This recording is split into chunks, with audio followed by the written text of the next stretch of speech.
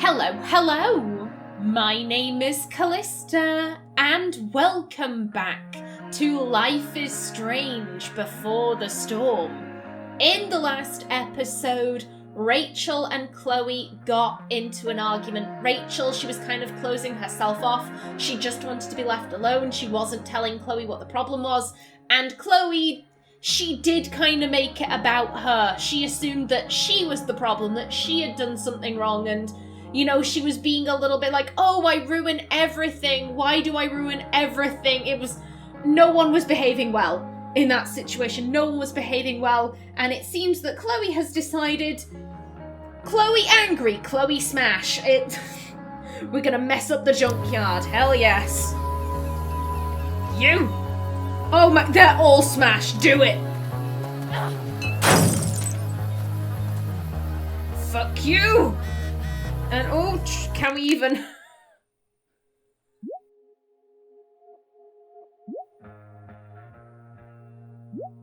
Oh god, Chloe's too pissed. Oh god. Oh god. Your school called. I think you know why. We have a meeting tomorrow with Principal Wells. I need you to do better. Chloe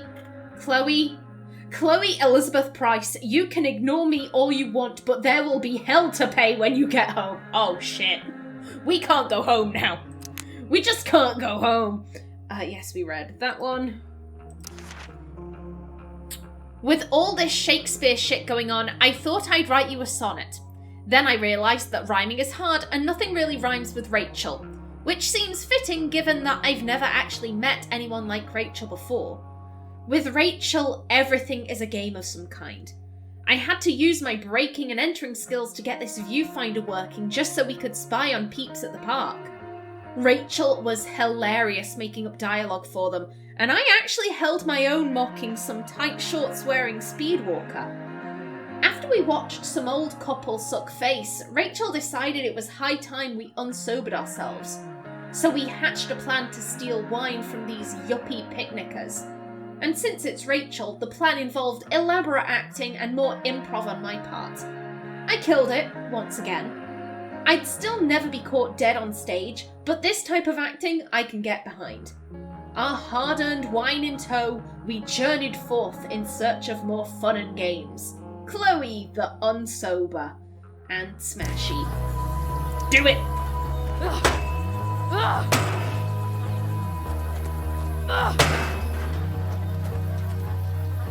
Yeah, fuck that sign. Where next? Ooh, the mannequin, of course. You know she's fake. You can't take your eyes off her. Who else do I know who fits that description? Fuck off, Rachel. Oh, Chloe.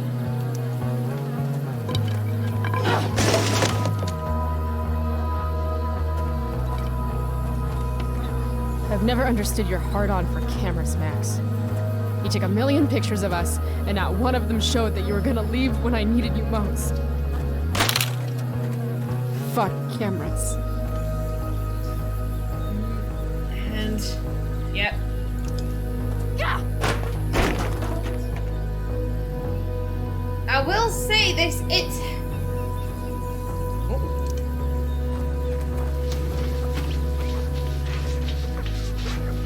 we don't even get a choice here. Damn. Oof. Oof. Yeah, there are worse ways for Chloe to be taking out her aggression. This is clearly built up for quite some time. If you want to rip a family apart from the inside, it's important to bring the proper tools. Fuck you, David.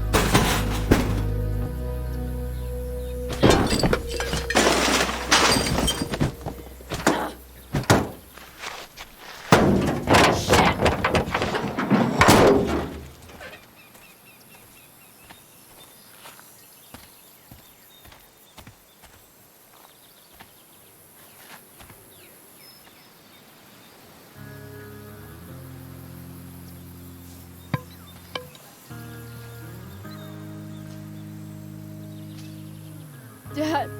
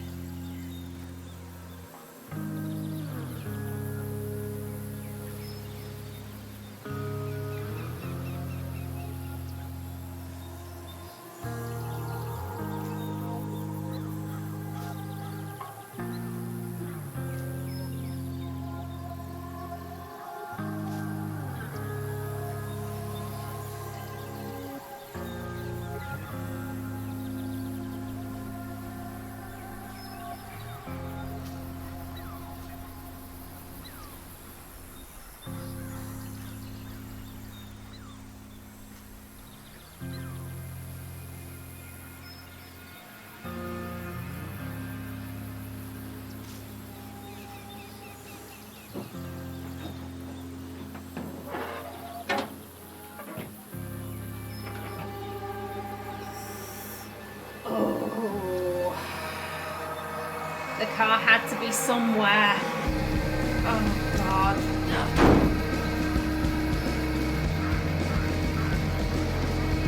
Here it is. This is what started Chloe's downhill track, her dad dying.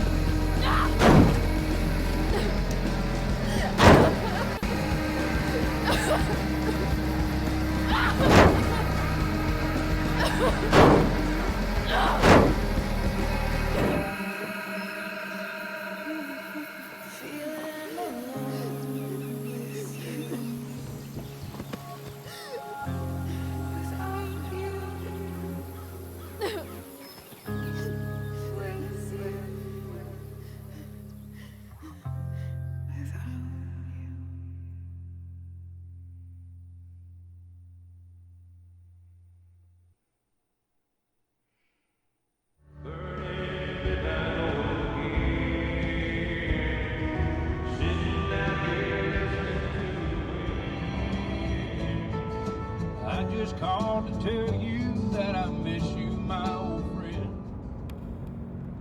Why are you crying, sweetheart?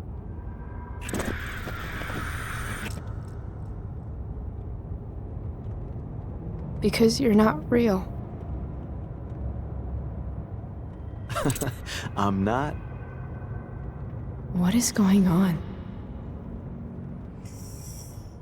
Oh, what was it that was said in the last episode? The Raven should be respected but never trusted.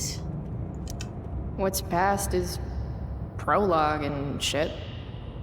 Kiddo, look on the bright side, would ya? What bright side? You made a new friend today.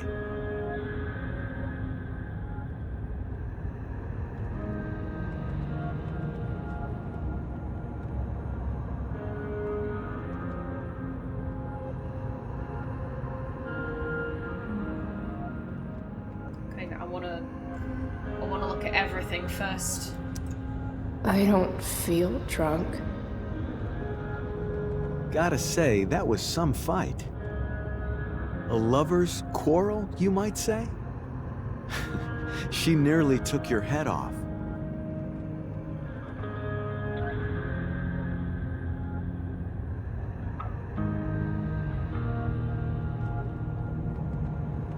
What do you care?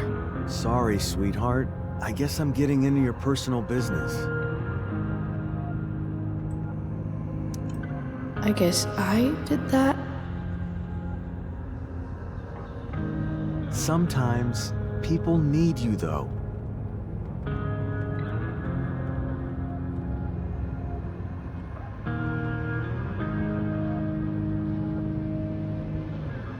Even when they don't admit it.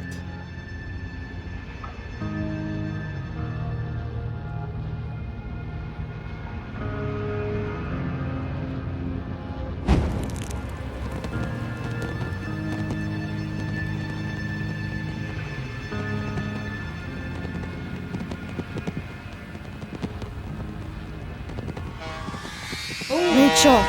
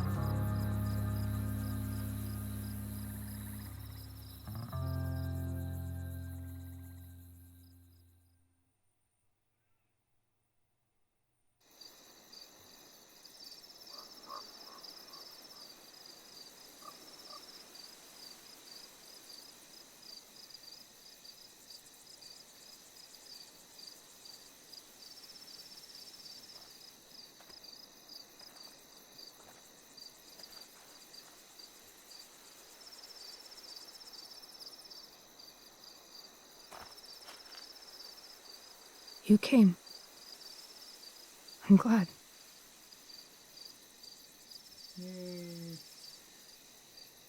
I kind of think, Chloe, she's had time to calm down.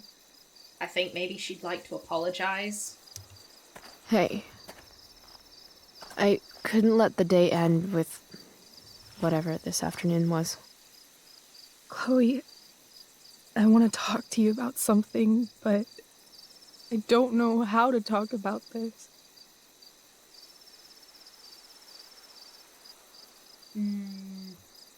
I think Chloe's learned her lesson. Sometimes you need to let people have space, let them figure out how to say the thing in their own time. You remember that guy that we saw under this tree with that woman? The ones who were making out? That was my dad. Oh. All right. And that woman was definitely not my mom. Oh. The worst part is, I'm not surprised. I felt like my dad's been lying about something for a while. I didn't know what it was. So when I saw he got a text from an unknown number asking him to meet, I thought I could catch him or something. I think Chloe would apologise. She'd be feeling a great deal of empathy here.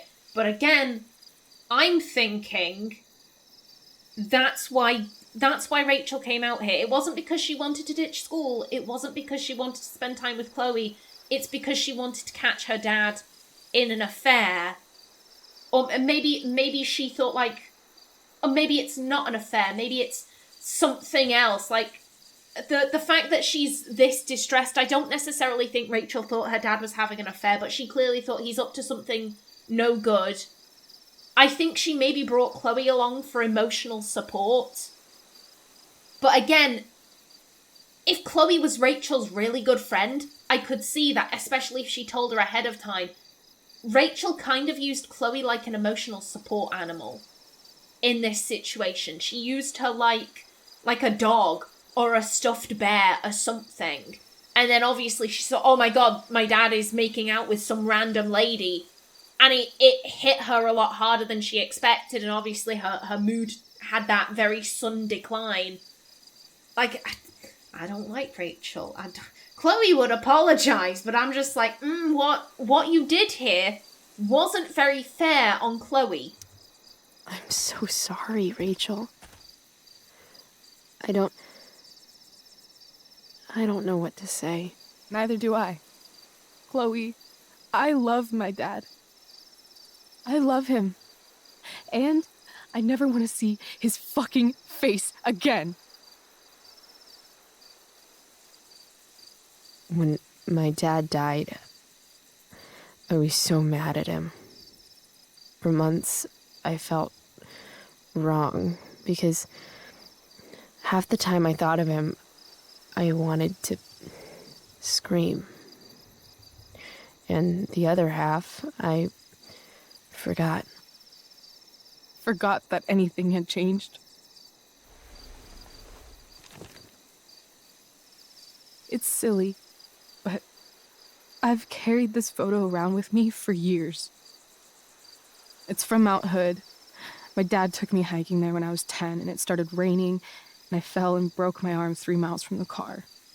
I remember screaming like I was going to die, but my dad, he carried me down the mountain. I still remember the smell of his coat, and how calm he was, and the sound of his voice, and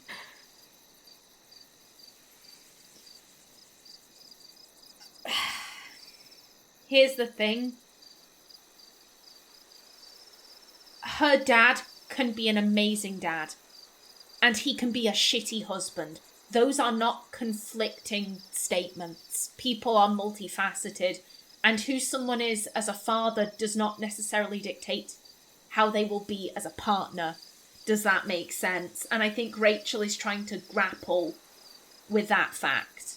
she's trying to come to terms with, I thought my dad was this great guy, but clearly he isn't. Or at least, he's not so great to my mum. Again, I think, I would hope Chloe has learned her lesson. Rachel is clearly the type of person who needs space rather than someone trying to hug her and all of that. He was just so strong, I felt safe. Yeah, you trusted him. He was your dad. You trusted him. Completely. Here. Chloe, I owe you an apology. No, we didn't act the best. Hey, we were both kind of the queen of shitty. No, I mean it. Whatever's going on between us, it's intense and new and awesome, and you had the courage to tell me that you feel it too. And I treated you like shit. Courage? I don't know if I'd call it that. More like blind desperation. And maybe a slight buzz from that wine. I just want you to know I'm lucky that you were with me today. You're a badass, Chloe Price. What? Remember that biker asshole who wouldn't let you into the mill? You talked your way right past him. You saw that? And those skeevy douchebags who followed you upstairs? 2 against 1. But you wouldn't take any shit from them. I'd be dead if you hadn't thrown that bottle. You inspired me. What about Drew? When he was picking on Nathan? You got right in his face and called him out. That was pretty sweet, actually. See? You're the real thing, Chloe. I don't know anyone like you. Plus, you came along with me, no questions asked. Well, I don't really need a good reason to ditch school. I guess tomorrow there'll be hell to pay. My mom might skip grounding and just go straight to the death penalty. And my dad will definitely punish me with... Oh, this is a very nice speech that Rachel is giving. And if you take it at face value, then yes, she's very compelling. However, remember, everyone has always told us Rachel is a fabulous actress. Rachel is a wonderful little actress. And personally, I don't believe what she's saying right now. And again, that could be because I dislike her. But I don't know. The thing she's saying, it's setting my hairs, it's setting my teeth on edge. My hairs are standing straight up. I've got goosebumps. The things she's saying, it's very like, oh, I'm so fragile and delicate, and you were such a badass today. Let me tell you about how badass you were. Don't you want to protect me? Don't you want to do stuff for me? Like, yeah, I'ma build you up so that I can treat you like my personal little lapdog. That's the undercurrent I'm getting here. She's very superficially charming, but there is something... I don't know what it is. I'd like to think if this was any other character, I'd say the exact same thing. But I am aware that my own biases could be coming into play here. I'd be very interested to hear what, you think in the comments section. Please do tell me. I don't know. There is something superficial about this. There is something very vapid and vacuous about what Rachel is saying here. I don't believe it. Chloe's falling for it hook, line and sinker, but I don't know. I'm sorry, fuck him.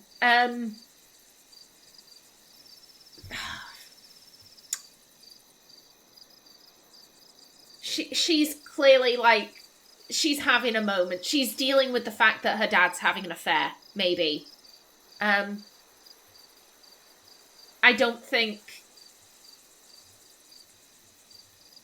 I do think Chloe showed empathy at various points of Life is Strange. I'm thinking of the final episode where Max was like, I was trapped in the dark room and Jefferson drugged me and took pictures of me. Fucking listen, Chloe, don't go into that party. And Chloe was like, oh my god, I'm so sorry. Like, I think Chloe is capable of sympathy. I'm so sorry, Rachel. Fuck him. What I wouldn't give to leave this place and never look back. What's stopping us? Us? Are you serious? There's nothing keeping me here. Not anymore. So, if I came to you tomorrow and told you to pack your bags... I'm serious. Let's do it, Chloe. Let's leave this place forever. Okay.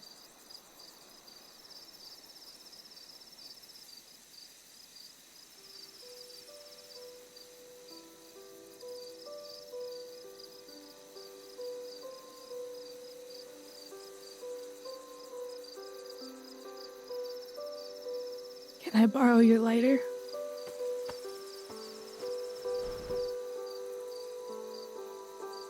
Thank you.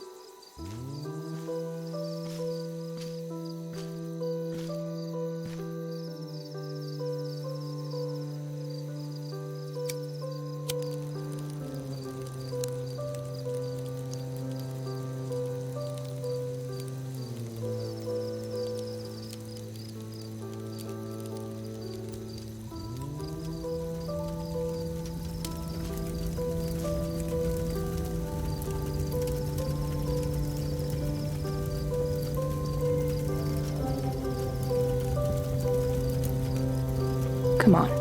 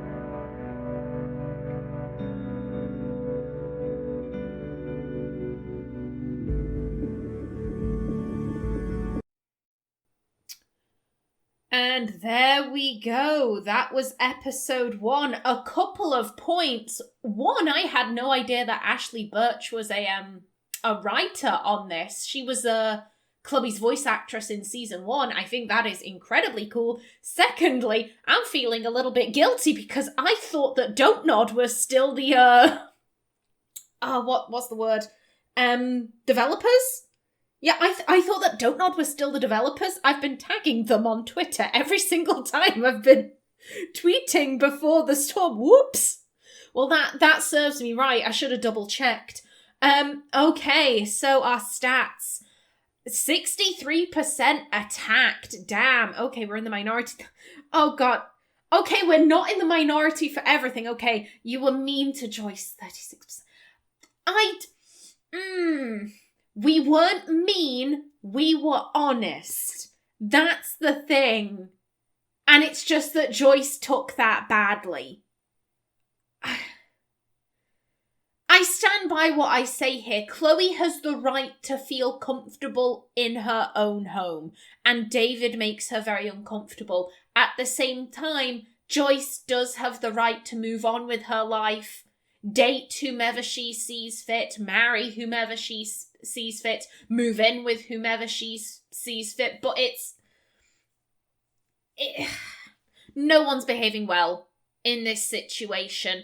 Joyce is trying to move too quickly, and I think Chloe is being purposefully slow. You know, she doesn't like David, she doesn't want to try to get on with him. And it's a whole ass mess. You defended Nathan, 86%. Good stuff. You told Rachel you are more than just friends, 73%. Yes. Ooh, okay. Oh, but what? I question this. Why are we in the minority for stealing the money? It's because everyone else was better. Everyone else was like, no, we're not going to take the bait. We're not going to fall for the obvious trap. You purchased pot from Frank, 31%. You read Joyce's self-help book, 55%. You put the photo of William on the dresser, 69%. Oh! You slipped money into Joyce's purse. You didn't slip money into Joyce's purse. We didn't have the option to.